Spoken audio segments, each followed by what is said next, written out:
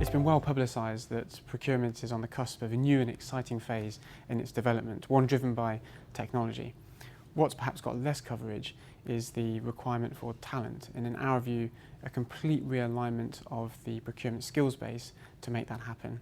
Our piece of global research with Cranfield University demonstrates how a strategically minded, digitally literate, collaborative procurement workforce of the future will serve as much as a driving force behind that transformational change as the technology itself.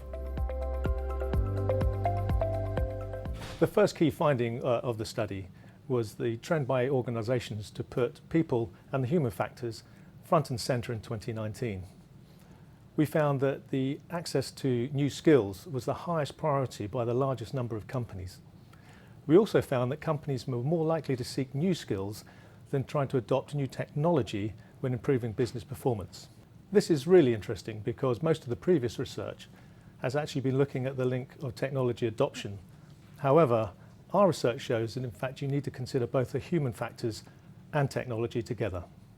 Our second key finding was that the procurement function needs to be highly skilled in the future.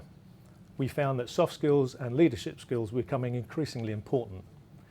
This fits with our contention, as the days when the procurement function is purely about managing workflow is surely over. Our final finding was that many procurement functions didn't have good and strong career development pathways. This is really surprising to us because this is probably the most important way of retaining good, high caliber talent. We therefore see this as a neglected area and a really good opportunity for future procurement planning. Procurement operating models of tomorrow need to make their people twice as effective. And what's more, when we talk about a procurement operating model, this needs to move beyond the traditional debate around roles and responsibilities or the centralised versus decentralised structure of procurement. What's needed is an operating model which is people-centric, that empowers those people with the right mix of technology, expertise and insight to really make them and help them to achieve a step change in the value contribution to their organisation. This is a really good question, and as an example is the design of a new module in our master's programme. This has been co-developed with Efficio.